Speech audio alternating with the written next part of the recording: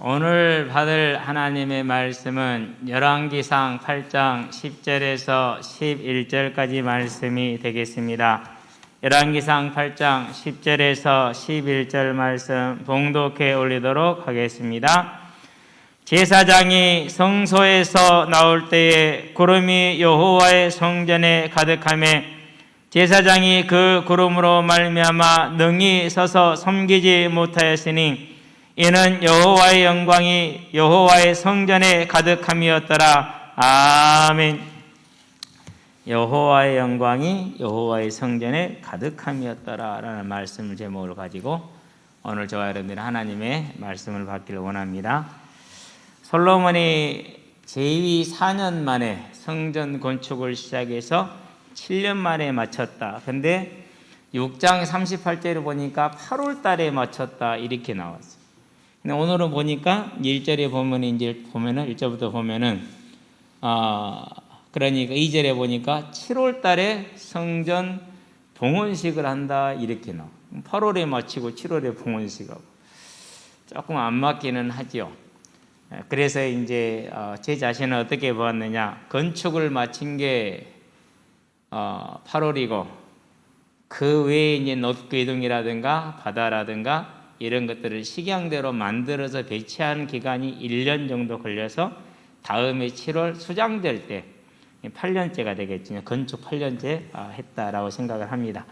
물론 이제 학자들은 3가지 정도 의견을 봅니다만 우리는 뭐 중요한 사안은 아니니까 어쨌든 마쳤다. 자, 이 시기는 솔로몬에게 있어서 믿음의 어떤 시기죠? 가장 믿음이 왕성한 최전성기의 시기다 이렇게 이제 볼 수가 있습니다. 자, 이렇게 믿음이 완전한 시기 같은데 한편으로는 뭐가 있어요? 가장 또 불완전한 시기가 함께 하고 있죠. 이미 태동이 돼 있는 거죠. 그러니까 결혼을 했는데 왕이잖아요. 그러면은 뭐가 돼야 돼요? 모범이 돼야 돼요. 그런데 애굽에서 공주를 데려다가 정략 결혼을 해요. 출애굽기 34장 16절에 대한 해석을 어떻게 하냐에 따라 달라지는데 가나안 여인만 금했다라는 게 일반적인 신학자들의 해석이에요. 저는 그렇게 보지 않아요. 이스라엘이 가게 된 땅이 가나안 땅이고 가나안은 모든 불신세계를 상징하는 것이지 가나안만 특정한 것은 아니죠. 그래서 모세가 구스 여인을 취했을 때 가나안 여인이 아니잖아요. 그랬었을 때 어떻게 되죠? 이제 아론과 형이 이제 그 누나와 형이 비난을 하지요. 그 얘기는 뭔 말입니까? 하나님께서 명령을 주셨지만 명령을 주시기 전부터 뭐 했다라는 거예요? 이방 여인과의 결혼은 허락된 것이 아니라는, 저것 불신 결혼은 안 된다라는 것이죠. 그러는데 솔로몬이 그 부분을 그렇게 행했어요. 앞으로 이제 부인이 1000명이 되는데 다 그런 정략 결혼을 실현하는 거예요. 분명히 하나님께서 이스라엘을 지켜주실 것이라는 그 믿음이 있음에도 불구하고 또 한편으로는 그런 이제 결혼을 하게 되죠. 자, 여기서 우리는 뭘 봐야 됩니까? 아니, 이런 부분이 있음에도 불구하고 하나님은 뭘 베풀어 주고 계시다라는 거예요. 시대적인 은혜, 역사에 남을 만한 은혜를 베풀어 주고 있다라는 사실을 우리가 눈여겨서 볼 필요가 있어요. 그렇지 않으면은 저와 여러분이 착각할 수가 있습니다. 자, 이제 솔로몬을 얘기할 때나 제가 이렇게 모든 목사님들을 보면은 대부분의 목사님들이 그렇게 얘기를 해요. 어느 한 부분만 딱 말해버리지 이런 부분을 같이 보게 하지를 않아요. 그럼 어떻게 돼요? 약간 좀 우화가 돼요. 우화. 설화식이 돼버리는데요. 자, 이름에도 불구하고 하나님이 솔로몬에게 은혜를 주십니다. 왜 그렇습니까? 그건 하나님의 마음이에요. 하나님의 주권이고. 굳이 따져보자면 가장 큰 이유는 한 가지예요. 요한복음 3장 16절이 말하고 있죠. 하나님이 세상을 이처럼 사랑하사 독생자를 주셨다. 그 언약을 위해서 누구를 지금 붙들어주고 계시는 거예요? 솔로몬을 붙들어주시는 거예요. 모든 인류를 위해서, 저와 여러분을 위해서 솔로몬에게 이름에도 불구하고 은혜를 더하여 주시는 것이죠. 또 뭘 볼 수 있습니까? 이제 이스라엘 전체를 하나님, 곧 아브라함과 언약한 그 언약 때문에 하나님이 솔로몬을 붙들어서 하나님이 언약을 이루어 나가시는 거죠. 조금 더 좁게 들어가면 뭡니까? 근데 다윗에게 언약을 했기 때문에 다윗과의 언약으로 인해서 솔로몬에게 그 은혜가 임하는 것이죠. 조금 더 좁혀보면 솔로몬 본인이 받은 은혜죠. 사무엘하 12장 24절 25절에 여디디아라 내 사랑하는 자다. 이렇게 이제. 그 사랑에는 이유가 있어요, 없어요? 야곱은 사랑하고 에서는 미워하였더라. 이유가 있다, 없다? 이유가 없다라는 것이죠. 자, 그러면 이렇게 하나님이 사랑을 베풀어 주신 모습을 통해서 우리가 뭘 봐야 됩니까? 오늘 저와 여러분들 우리 자신을 볼 때도 우리가 완전하지는 못하나 하나님의 은혜 가운데 있음을 감사할 필요가 있고, 그 시선을 가지고 뭘 봐야 돼요? 하나님의 교회를 봐야 되죠. 누구 한 사람도 완전한 사람이 있더라 없더라? 없더라는 것이죠. 근데 그를 베푸시고 그를 붙드시는 이는 누구라는 거예요? 그분은 하나님이라는 거예요. 그래서 저와 여러분들은 이 하나님을 바라보면서 하나님의 은혜에 온전히 감사하는 사람들 되기를 바랍니다. 자, 이걸 우리가 가지고 있어야, 그래야 바르게 하나님과 동행하는 예배생활, 신앙생활을 할 수 있다는 사실이죠. 어쨌든 간에 이런 일이 생겼습니다. 이제 이렇게 그런 중에 봉헌식을 준비를 하는 겁니다. 가장 큰 행사이겠죠. 기쁨 행사이기도 하고요. 그래서 이제 봉헌식이 이루어지는데, 시온에서는 다윗성이죠. 예루살렘 안에서는 이제 언약궤를 옮겨옵니다.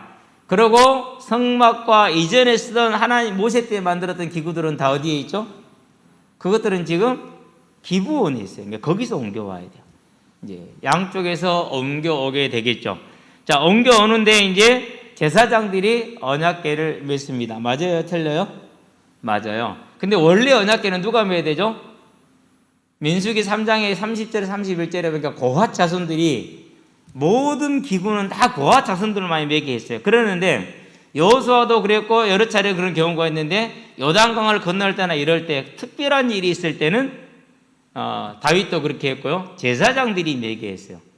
제사장들이. 이게 통용이 되는 게 허용이 되는 그런 부분이겠죠. 어쨌든 제사장들이 메고 옵니다. 그래 메고 와서 이제 그걸 어디 둡니까? 이제 성전의 내소에 양 그룹의 날개 아래에 두었죠. 그러니까 이제 그것을 이제 두는 방향도 이제 성경을 자세하게 우리가 읽어보면은요, 볼 수가 있어요. 그런데 그런 것은 중요한 거 아니니까 넘어가도록 하고요. 이렇게 언약궤를 딱 두고, 그러고 이제 제사장들이 나오니까 어떤 일이 벌어지죠? 그러니까 성전에 구름이 가득 차요. 구름은 하나님의 옷이다 이렇게 표현을 해요. 하나님이 임재하실 때 그 영광을 보고 살자가 있어요, 없어요? 살자가 없죠. 그래서 하나님이 그 영광을 뭐예요? 가리우기 위해서 뭘 동원을 해요? 항상 구름을 동원을 해요. 네, 항상 구름을 동원해. 그래서 이제 구름이 있다라는 건 하나님이 임재하셨다라는 상징이기도 하고 같은 말이 되는 것이죠. 자, 우리는 여기서 뭘 보죠? 이제 언약궤가 자기 자리에 딱 들어가니까 하나님의 영광이 임했다, 하나님이 함께 하셨다라는 상징을 주시오. 그 얘기는 저와 여러분들이, 우리가 성전된 저와 여러분들이 하나님의 말씀, 하나님의 언약궤가 우리의 중심이 될 때 어떻게 된다는 거요? 하나님을 저와 여러분 중심에 모실 때 어떻게 된다라는 거요? 그때 하나님의 영광이 우리 안에 가득한다. 이걸 다르게 표현하면은 성령이 충만하게 된다라고 말하는. 그래서 저와 여러분들이 힘도 아니고 능도 아니고 하나님의 말씀이 내 마음에 가득 차게 하는 지혜로운 자가 되어서 하나님의 영광으로 말미암아 그 능력으로 하나님께서 원하시는 일을 감당하는 하나님의 자녀들 되시기를 바랍니다. 자, 본론입니다. 가득한 여호와의 영광입니다. 의미가 크죠. 언약궤가 드디어 왔다라는 것은 엘리 제사장 때 블레셋과의 전쟁에서 사무엘상 4장에 보니까 이스라엘 백성들이 블레셋을 못 이기겠거든요. 그러니까 뭐라고 표현합니까? 야, 하나님 우리와 함께 하지 않았었다. 언약궤를 가지고 오자. 그러면 하나님 우리와 함께 하실 것이다. 그러고 이제 실로의 장막에 가서 언약궤를 메고 왔어요. 메고 오니까 이스라엘 백성들이 이제 군인들이 이제 드디어 이겼다 뭐 소리를 지르는데 어느 소리를 질렀어요? 땅이 울릴 정도로 소리를 질렀어요. 블레셋 군인들이 겁먹을 정도죠. 근데 그 전쟁에 이스라엘이 이겼어요? 졌어요. 그리고 언약궤를 빼앗기죠. 그래서 그 언약궤가 블레셋 땅에 넘어갔다가 블레셋 땅에 이제 재앙이 임하니까 언약궤를 돌려보내죠. 그 사람들은 이제 자기들의 생각대로 수레에 실어서 보냈어요. 근데 하나님 언약궤는 뭐 하게 돼요? 항상 매게 되어 있죠. 이렇게 매게 되어 있죠. 근데 채까지 끼어가지고 수레에 실어서 보낸 거죠. 그래서 기한 여아림에서 아비나답이 집에 몇 년을 있었더라? 사무엘상 7장 2절에 보니까 20년을 있었더라. 근데 20년을 있었는데 20년이 버려져 있었더니 이렇게 표현을 해요. 그리고 3절에 보니까 이스라엘 백성들이 여호와를 앙망하니라 사모하니라 이렇게 얘기를 해요. 자, 여호와를 앙망했다 사모했다라는 언약궤를 다시 실로로 옮겨오기를 원하는데 되더라 안 되더라? 안 되더라는 거예요. 왜 그러죠? 그래서 그 위대한 선지자 사무엘이 섰는데도 그 일을 해요 못해요? 그 일을 못해요. 그런 다음에 이제 사울왕이 서죠. 당연히 관심도 없었을 수 있어요. 못했어요. 근데 사울왕이 대단히 믿음에 관심이 있었어요. 뭐가 있었어요? 그 땅에 있는 이방인들을 전부 다 잡아서 이제 죽인다고 그랬죠. 그래서 기브원에 있는 자들을 잡아 죽인 거거든요. 나중에 이제 3년 기근이 왔던 이유가 그 이유 때문이죠. 그래도 못했어요. 다윗은요, 성전 짓기를 평생을 소망을 했어요. 그런데 못했어요. 안 한 게 아니라 못했어요. 사울은 안 했다 할 수 있지만 다윗은 못했어요. 하나님이 허락을 하지도 않았어요. 사무엘의 때나 다윗 때는 분명히 될 수 있었을 텐데 왜 못했을까? 하나님이 허락을 안 하시는 거예요. 그래서 저와 여러분들이요, 이 시대에 태어나서 복음을 증거할 수 있는 하나님의 은혜와 허락을 받았다라는 것은요, 상상을 초월하는 실은 복을 받은 거예요. 사무엘도 허락되지 않으므로 성막으로 언약궤를 못 옮겼어요.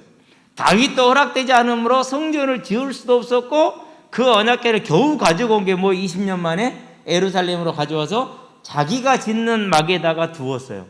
거기는 뭐밖에 없어요? 언약궤밖에 없어요. 물론 제단을 만들었을지 안 만들었을지 정확하게는 모르겠는데 만들었을 가능성이 크죠.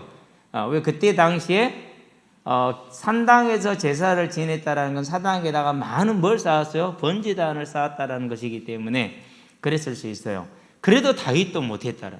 그런데 솔로몬의 때에 그게 허락이 돼요. 그런데 허락이 됐는데 그 다음이 중요하죠. 이제 어떻게 했어요? 사람의 방식과 세상의 방식을 따르지 않고 하나님의 말씀을 그대로 따라가는, 보여준 그대로 짓는 거죠. 그리고 명령은 그대로 행했어요. 그러고 이제 언약궤를 제자리에 탁 갖다 모시죠. 거기서 이제 성막도 가지고 오고 번제단도 가지고 오고 그런 다음에 이제 향단도 가지고 오고 떡상도 가지고 오고 등대도 가지고 오고 모든 성막에 쓰는 기구들도 다 가지고 왔는데 이것들은 전부 다 성전 옆에 있는 다락에 전부 다 창고에 모셔두죠.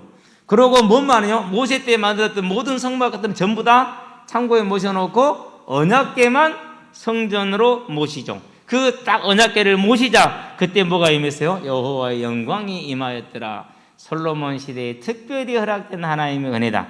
자, 그러면 저는 뭐를 보는 것입니까? 하나님의 말씀대로 하나님의 말씀에 순종했을 때, 허락하신 시간에 나아갔을 때 그것이 사람이 강하게 되는 길이라는 것을 이 사실을 통해 저와 여러분들이 볼 수 있게 되길 바랍니다. 솔로몬이 말씀 그대로 행하였어요. 물론 다 그런 건 아니에요. 아까 말했던 결혼 같은 것은. 그런데 성전에 관해서는 그대로 행한 것이죠. 그렇게 되니까 하나님의 영광이 임했다라는 사실이죠. 그렇다면 저와 여러분들이 오늘 하나님의 성전된 저와 여러분들이 언약궤를 어디로 모셔야 됩니까? 이제는 아비나답의 집에 두지도 말고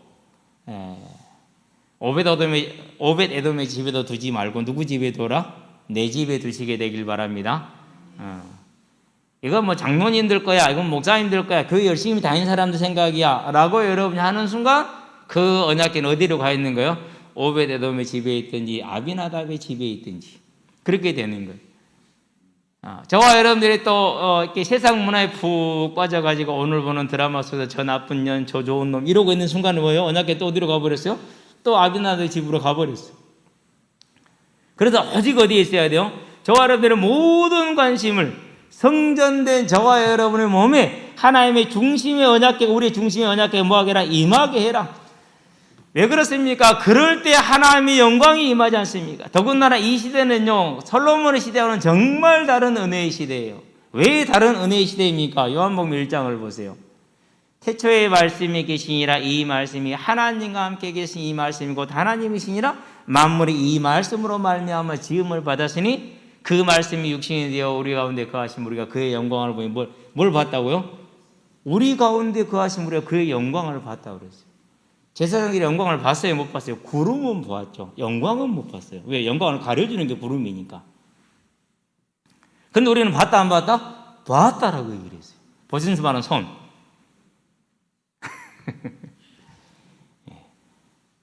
이게 이제 저와 여러분들이 우리 안에 언약궤를 어떻게 모시고 있느냐라는 중요한 단서가 됩니다.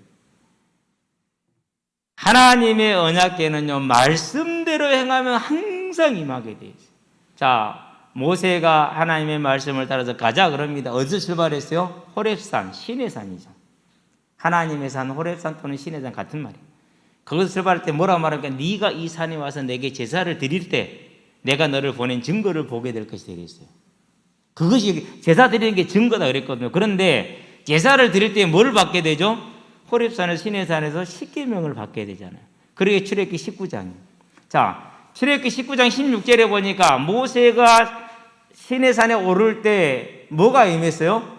빽빽한 구름과 번개와 내성과 나팔 소리가 나되 그랬어요. 성전에 임하신 이 성전에 임하신 하나님과 모세가 신의 산에 올라섰을 때 임하신 하나님의 모습이 같아요. 그러나 출애굽기 40장에 모세가 말씀대로 성막을 지었죠.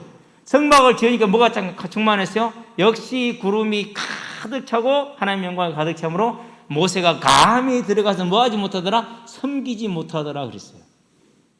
다 언제예요? 하나님의 말씀에 순종해 나아갈 때 하나님의 영광을 보았다라는 것이죠. 이 사실을 요엘에게 말합니다. 내가 말세 내 남녀 종들에게 내 영을 부어주리니 내가 그들 가운데 영광 중에 임재하리니 말하고 같은 말입니다.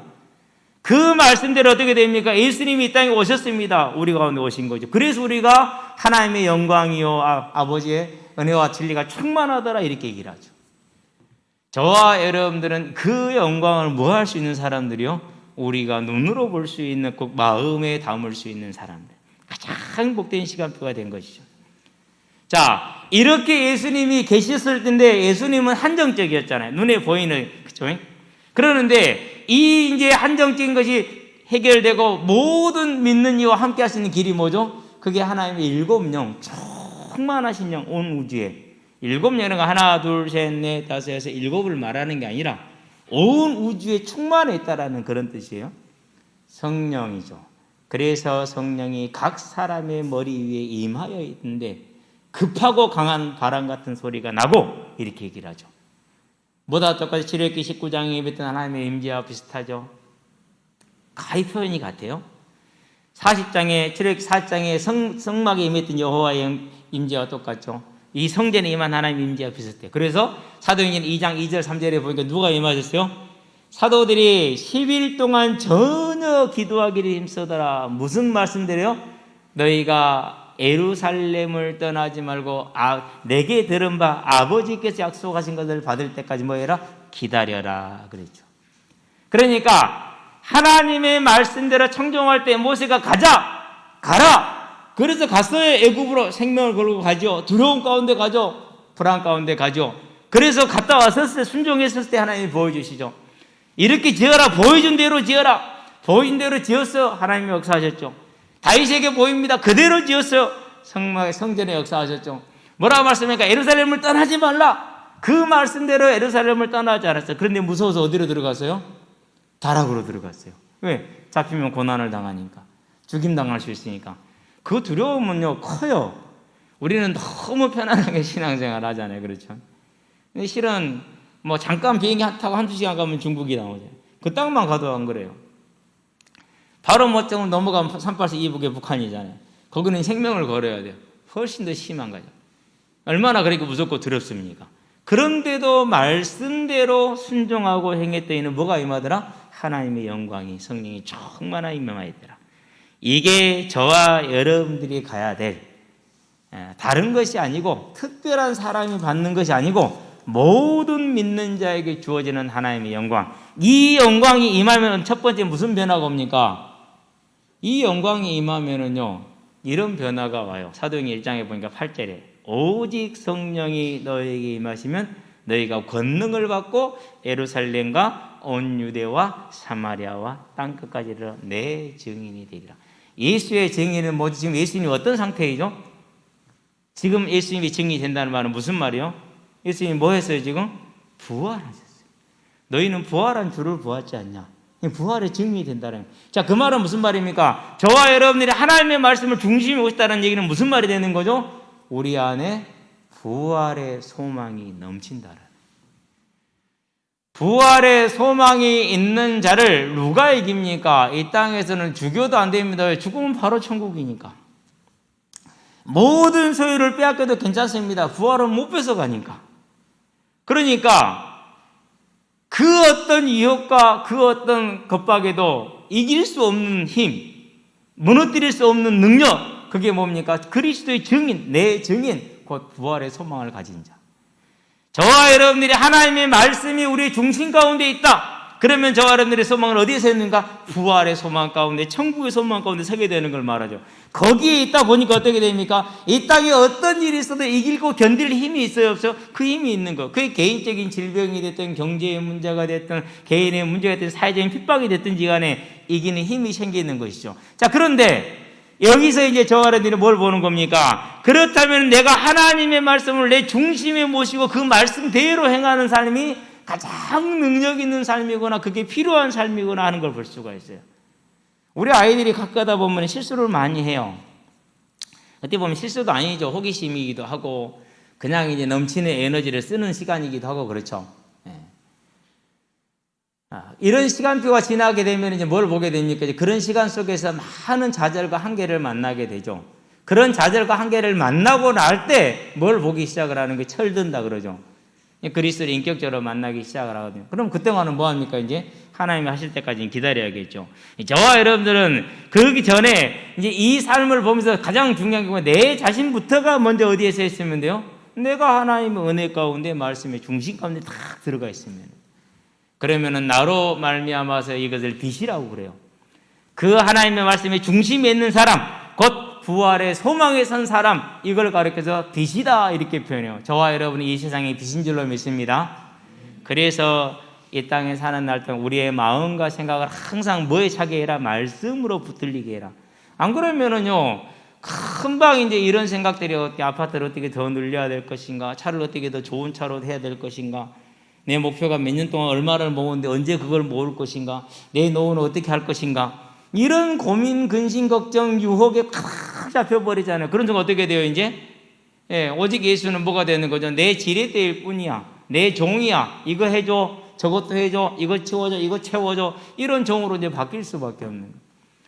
하나님은 처음부터 저와 여러분들이 사망 가운데 건져서 영원한 생명 가운데, 영원한 생명은 어디 있어요? 그것은 주님이 오셔서 우리가 천국에 들어가는 순간, 부활의 순간 주어진다. 그러니까 구원의 목적, 그리스도의 목적이 어디 있는 겁니까? 이 부활에 있는 거죠. 그래서 모든 증거의 핵심은, 기초는, 결론은 어디로 갔어요? 모든 기결은 부활로 결론이 기결이 되는 것이죠. 그렇다면 저와 여러분들이 지금 내가 이 하나님의 말씀대로 그 믿음에 서 있느냐라는 질문을 누구한테 해야 돼요? 나한테 해야 돼요. 어떤 문제와 사건을 보든지 간에 그걸 직접적으로 해결하려고 덤비지 말고 뭐 하라고요? 내 자신이 이 믿음에 서 있느냐 안 서 있느냐, 그 싸움을 시작하시기를 바랍니다. 누가 그랬습니까? 마리아가 그랬어요. 처녀죠. 아마 그때 당시로 보면은 20이 안 됐을 가능성이 커요. 평균 수명이 작기 때문에 그렇죠. 그래서 이렇게 우리 평균 수명이 40대 후반, 50대 초반 이런 동남아 같은 데 가면요, 대부분이 10대 후반에 20대 초반이면 이미 다 결혼을 다 해요. 그럴 수밖에 없어요. 왜? 그래야지 자녀들을 키우고 40대 50대에 죽어야 되니까. 얼마나 사이클이 빠르냐고. 우리는 보통 그 사람들 죽을 때 우리는 결혼한 사람도 많잖아요. 왜? 80대 90대 100대 이러니까 수명 자체가 이리 차이가 난다니까. 그러니까 마리아의 나이가 어리다고 봐야 돼요. 그런데 이 마리아에게 누가 왔어요? 천사가 왔어요. 뭐라고 말합니까? 복되다. 너에게 성령이라는 잉태가 있을 것이되리.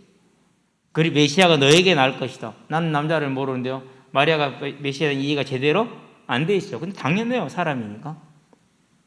그래서 말합니다. 네 친족 엘리사벳도 이미 뱃속이 6개월 됐다.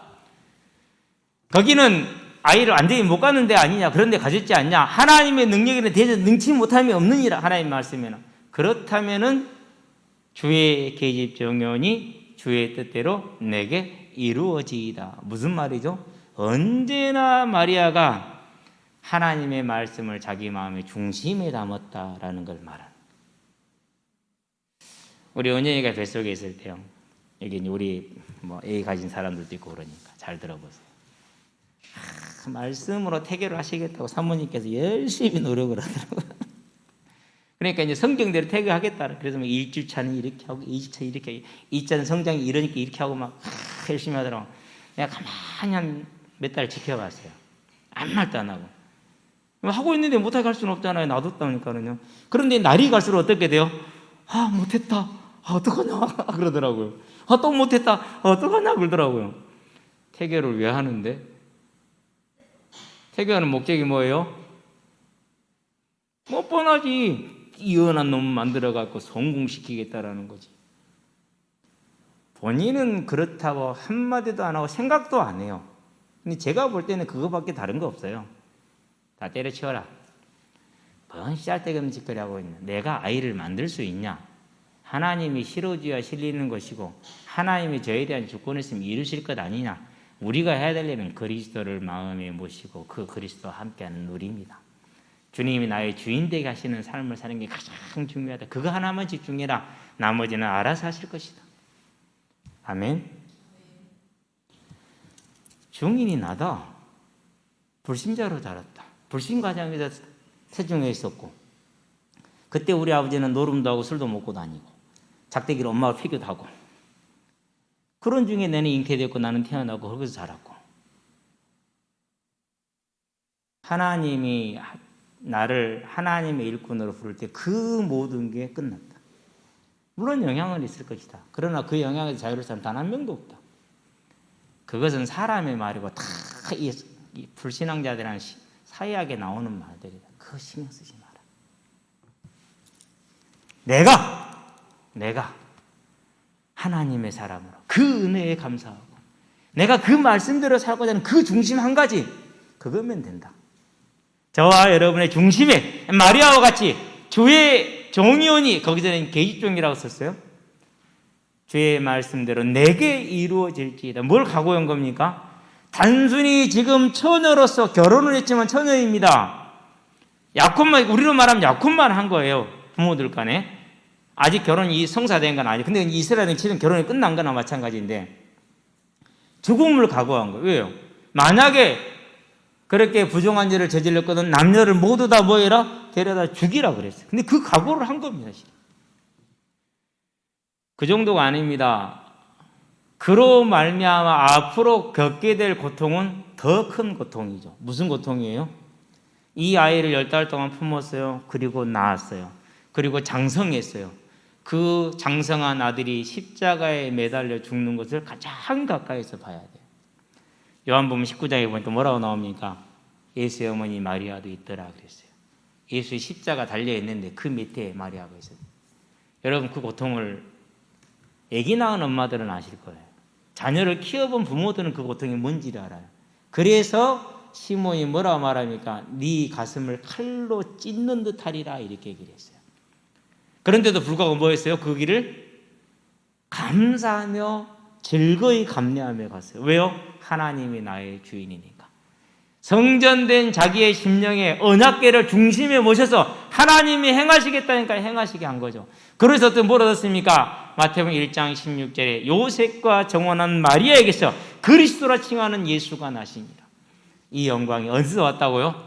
그 영원한 영광이 말씀을 중심에 모실 때, 언약궤를 그 초소에 모실 때, 이제 저와 여러분들이 하나님의 말씀 곧 언약궤를 우리의 중심에 모시는 믿음의 삶의 가장 영적인 큰 싸움을 하시고 육신적인 싸움을 하시게 되길 바랍니다. 그게 가장 중요한 일이에요. 핍박자, 대적자 바울이 다메섹에 그 멀리 떨어지는 200km 넘게 떨어지는 거기까지 믿는 자들을 잡아 죽이고자 쫓아가죠. 그렇게 갈 때 사울아 네가 왜 나를 핍박하느냐 했을 때 사울이 한 말입니다. 주여 니시오니까 나는 네가 핍박하는 예수라. 그때 사울이 어떻게 하죠? 그 예수라는 말을 들었었을 때 그때 그 주 예수님을 자기의 마음에 뭐로요? 주로 모시죠. 주여 니시니까 예수님이니까 그럼 예수님이 나의 주인이십니다. 받아들이죠. 그러고 아나니아를 통해서 소명을 확인합니다. 이방인과 임금들과 유대인들을 향한 택한 나의 그릇이란 이 하나님의 말씀과 네가 앞으로 많은 고난을 당하리라는 그 말씀을 함께 주었을 때 그 말씀을 마음에 담습니다. 그러고 다메섹에서 복음을 증거를 시작을 합니다. 며칠 지나더니 유대인들이 사울을 죽이고자 공모합니다. 그것이 가시적으로 드러났어요. 중단해야 안 해요? 안 하죠. 왜 중단을 하지 않죠? 말씀을 마음에 모셔서 이방인과 임금들과 유대인들이 뭐 해야 되니까? 예수를 증거해야 되니까. 그래서 일생을 그 증거하는 삶을 살게 되죠. 그래서 어떻게 되죠? 사도행전의 신약 성경의 13권이라는 하나님의 말씀을 전달하는 영원한 하나님의 종이 되죠. 자, 이보다 더 큰 영광은 없겠죠. 그러면 그 모든 말씀은 누가 한 거예요? 여호와의 영광이 누구에게 임했어요? 바울에게 임했기 때문에 모든 성경은 하나님의 감동으로 된 것으로 성령이 임하니까 가능하죠. 그래서 저와 여러분들이 우리에게는 많은 일과 사건과 문제들이 있을 겁니다. 특별히 사람의 힘으로 해결하지 못하는 많은 문제 사건이 있을 겁니다. 그 모든 것 속에서 고민하지 말고 갈등하지 말고 다른 무언가를 찾지 말고 내 마음의 중심에 하나님의 말씀을 모시기를 주의 이름으로 축원드립니다. 하나님의 언약궤를 그 초소에 놓을 때 그건 내가 그리스도의 사람으로 설 때 되는 거예요. 그래서 모든 문제를 만나거든 사람을 바꾸려고 하지 말고 설득하려고 하지 말고, 물론 권면하라 할 때는 권면할 필요가 있겠죠. 그러나 모든 문제 속에서 가장 근본은 뭡니까? 나를 향하신 하나님의 부르심이다.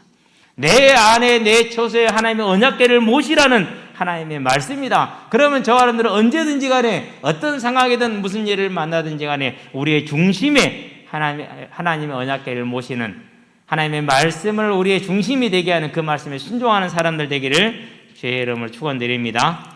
그렇게 될 때 어떻게 된다고요? 하나님의 영광이, 능력이 저와 여러분의 삶에 임하는 것입니다. 그럼 뭐가 떠나가죠? 어둠이 떠나가야죠. 당연히 떠나가요. 뭐가 이루어지죠? 하나님의 뜻이 이루어지죠. 어떻게 이루어집니까? 많은 하나님의 역사 속의 능력 속에 기적 속에서 이루어지는 것이죠. 결론입니다. 자, 생명의 성령의 법입니다. 이것을 가르쳐서 뭐라고 그래요? 그걸 생명의 성령의 법이라고 그래요. 이건 법이요. 우리가 제정한 것도 아니요. 하나님이 제정하셨어요. 우리가 바꿀 수 있는 게 아니요. 하나님만이 하실 수 있어요. 그래서 우리는 여기에 뭐 할 수밖에 없어요? 순종하는 게 지혜로운 것이고 능력이 있는 길이죠. 이게 뭡니까? 원래의 존재 질서예요. 그러면 사단은 어떻게 할 것입니까? 어쨌든 연약한 저와 여러분을 공격해서 우리가 이 하나님의 질서에 곧 말씀을 언약궤를 그 초소에 모지지 못하게 하는 저와 여러분들의 불신앙으로 염려로 원망으로 시비로 하는 유혹으로 역사를 하겠죠. 이 모든 사단의 역사가 우리에게 뭐로 나옵니까? 불순종이라는 것으로 의심이라는 것으로 나오겠죠. 이걸 이기는 길이 뭡니까? 이 싸움은 이제 우리에게 주어져 있는 싸움이에요. 그럼 이 싸움을 어떻게 해야 돼요? 해야겠죠. 그래서 이 싸움을 싸우는 길이 뭐예요? 이제 우리의 삶의 규모를 갖추는 것. 사도행전 5장 40일에 날마다 집에 있든지 성전에 있든지 뭐라고 했어요? 예수는 그리스도라 가르치기와 전도하기를 쉬지 않더라. 저와 여러분이 항상 부활의 소망에서는 이 믿음에 저와 여러분을 세워가는 것이죠. 그 길이 뭐예요? 그 길이 예배예요. 그래서 저와 여러분은 예배에 승리하는 삶이 되게 하시기를 바랍니다. 저는 제 일생에 영원한 약속이 있어요. 하나님과 저와의 약속이죠. 영원한 선약이죠. 예배. 개인적인 영원한 선약, 하나님의 말씀을 전달해야 되는 책임, 의무. 그건 개인적인 선약이에요. 영원히 변하지 않는 게 언제쯤이요? 하나님이 그만하고 온나 할 때까지. 됐으니까 그만하라고 오실 때까지. 그러니까 그 어떤 것도 뭐 할 수 없어요. 이보다는 앞설 수가 없는 것이죠. 항상 얘기하잖아요. 그렇게 하니라고 친구들 결혼한지도 모르고 애기들 생긴지도 몰랐어. 그럼 친구들이 이렇느냐? 아니요.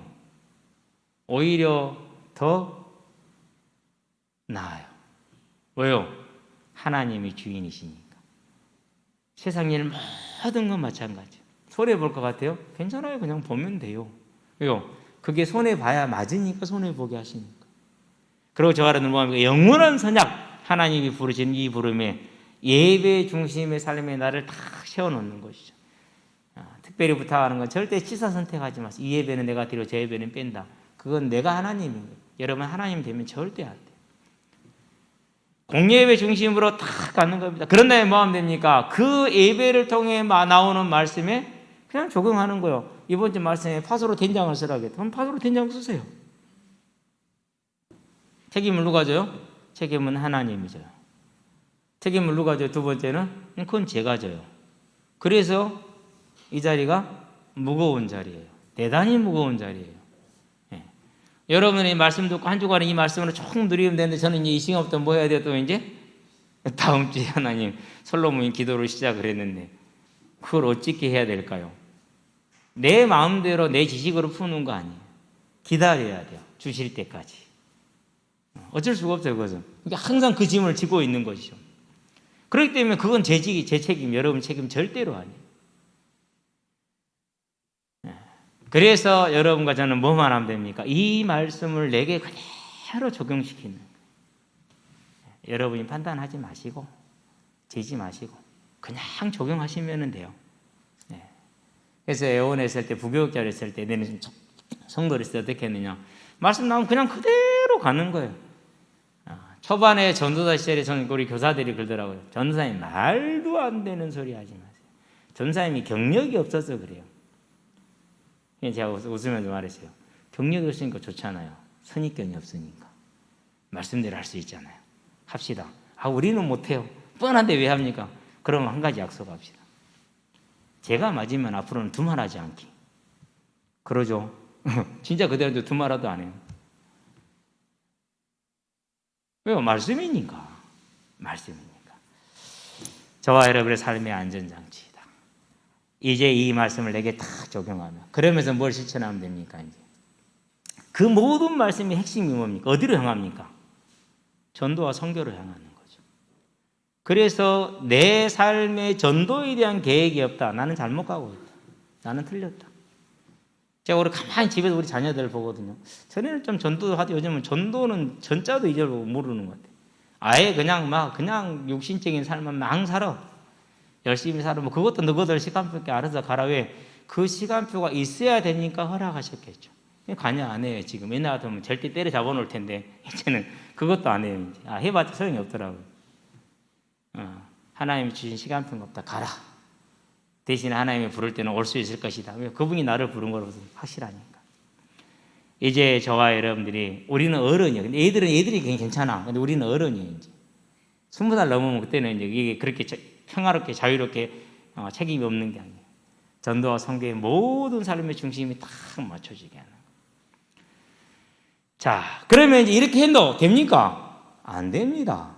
마음은 온유하되 육신이 연약하도다. 그러면 그 육신을 뛰어넘을 뭐가 있어야 되잖아요. 그게 뭐예요? 그게 기도라는 것이요.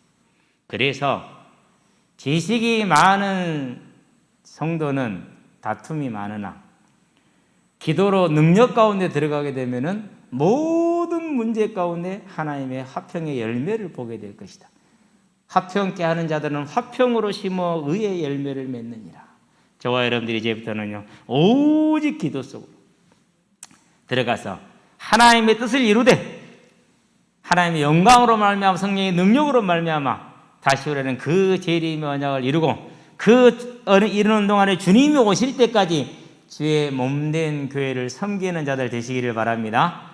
연약한 자를 붙들어 주시고 연약한 자를 권면하며 연약한 자를 또 함께 해주는 그런 하나님의 일꾼들 되길 주의 이름을 축원드립니다. 기도합시다. 살아계신 아버지 하나님, 하나님의 말씀에 충정하여 하나님의 허락한 시간표에 하나님의 말씀대로 성전을 완성을 하고 그 성전에 여호와의 언약궤를 드릴 때 성전에 여호와의 영광이 가득 참으로 하나님께서 성전을 받으셨고 이스라엘 향한 하나님의 뜻이 유효하며 완전함을 보이신 것처럼 이제 우리가 하나님의 말씀에 충정하여 여호와 하나님을 우리의 주인 되게 하며 그 말씀대로 오직 이 땅에서 복음을 전하는 전도자의 삶이 우리를 온전히 드리게 하셔서 하나님의 영광의 충만함을 매일매일 입고 항상 입어서 이 땅에서 복음의 증인으로 하나님의 뜻을 이루는 아름다운 일생이 되게 하시며 한 주간이 될 수 있도록 은혜의 은혜를 더하시기를 그리스도신 예수의 이름으로 기도합니다. 아멘.